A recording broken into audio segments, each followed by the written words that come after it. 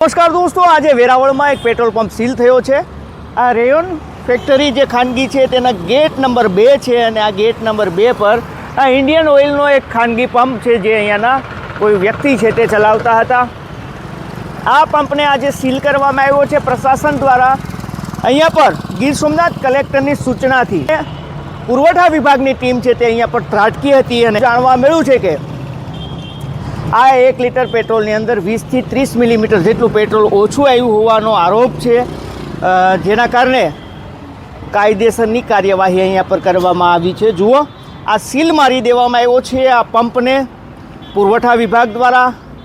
અનેક લોકો એવા છે જે પેટ્રોલ પુરાવવા માટે આવે છે, કર્મચારીઓ બેઠા છે, અહીંયા સીલ છે છતાંય લોકો છે તે પેટ્રોલ પુરાવવા માટે આવે છે અને તેમને અહીંયાથી હવે ના પાડવામાં આવી રહી છે, કહેવામાં આવી રહ્યું છે કે અહીંયા પેટ્રોલનો જથ્થો નથી, કારણ કે લોકોને હજી ખબર નથી કે આ પંપને સીલ કરી દેવામાં આવ્યો છે।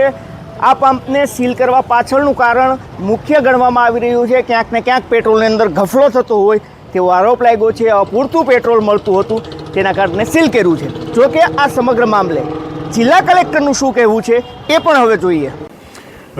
વેરાવળ શહેરમાં આવેલ હિન્દુસ્તાન પેટ્રોલ પંપ નામની જે પેટ્રોલ પંપ છે એની આકસ્મિક તપાસણી 6/3ના રોજ જિલ્લા પુરવઠા અધિકારીની ટીમ દ્વારા કરવામાં આવેલ। એમાં મુખ્ય જે ક્ષતિ છે જે શોર્ટ સપ્લાય આપણે કહીએ, દરેક એના ફિલિંગ પોઈન્ટમાં આ લોકોએ ચેક કર્યું તેમાંથી 20 થી 30 ml સુધીની શોર્ટ સપ્લાય જોવા મળેલ। એમ કે ગ્રાહકને પૂરા પૈસા લઈને ઓછું પેટ્રોલ કે ડીઝલ આપવામાં આવતું હતું એવું સ્પષ્ટ જણાવેલ।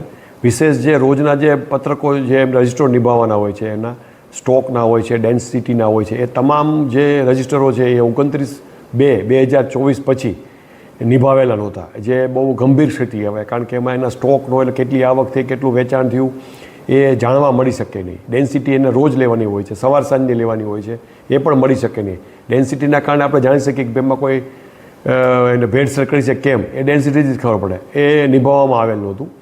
પ્લસ થોડું 150 લીટર જેવું અંદાજે લૂઝ ડીઝલ પણ ત્યાંથી મળી આવેલ ડ્રમમાં પાછળથી। એટલે આ બધી ક્ષતિઓને ધ્યાને લઈ કુલ જે 23,102.88 લીટરનો 22,78,858 લીટરનો જથ્થો જે છે એનો પેટ્રોલ અને ડીઝલનો એ સીઝ કરવામાં આવેલ છે। સર, ફરિયાદ મળી હતી, અન્ય કોઈ પંપોની ફરિયાદ મળે છે કે કેમ આ વિસ્તારોની અંદર? એટલે આ તપાસણી છે એ અમારું રૂટીન કામ છે, દરેક અમારી પુરવઠા શાખાની ટીમે કરવાનું જ હોય છે અને મેં એવી સૂચના આપેલ છે કે જે નિયમો નક્કી થયા છે કે આટલા પંપો ચકાસવા જોઈએ, ચકાસવા જ જોઈએ, એટલે અમે આ ડ્રાઈવ છે એ હવે રૂટીન પ્રોસેસમાં ચાલુ જ રાખશું। સર, અહીંયાના લોકો છે તેને શું કહેવા માગો છો? અહીંયા જે પંપ સંચાલકો છે તેને પણ આપ શું કહેવા માગો? ખાસ જે આપણે પંપ લીધો હોય એમાં જે આપણે રજિસ્ટર નિભાવવાના છે તો એ રોજ નિભાવવા જોઈએ, ડેન્સિટી રોજ લેવાવી જોઈએ, સવાર સાંજની લેવાવી જોઈએ, નોંધાવી જોઈએ। પ્લસ આવા શોર્ટ સપ્લાયના કહેવા છે એમાં ના પડવું જોઈએ, પછી સરવાળે તમને ક્ષણિક લાભ મળે થોડા ટૂંકા ગાળાનો, પણ કોઈ વાળી ચકાસણી થાય તો ખાલી ખોટું એક તો નામ બદનામ થાય, પંપ સીઝ થાય, પછી હજી ખાતે કે તપાસ મારા દ્વારા પછી એને હિયરિંગ રાખવામાં આવશે, પછી દંડ પણ થાય જો એમાં એ કસૂરવાર ઠરે, જો સાબિત ના કરી શકે કે ભાઈ અમે આમાં અમારો કોઈ વાંક નથી તો એને દંડ પણ થઈ શકે। અને લોકોને પણ અપીલ છે કે ભાઈ આવું ક્યાંય ધ્યાનમાં આવે તો અમારો સંપર્ક કરે, મારો છે, અમારા નિવાસી કલેક્ટર છે, અમારા જિલ્લા પુરવઠા અધિકારી છે, કોઈનો પણ એ સંપર્ક કરી શકે છે। ભાઈ તાલુકા કક્ષાએ અમારા મામદારો છે, સિટી મામદાર છે, તમામને કોઈનો પણ જે એને અનુકૂળ લાગે એનો ચોક્કસ સંપર્ક કરે અને અમે પૂરતું ધ્યાન આપશું એના।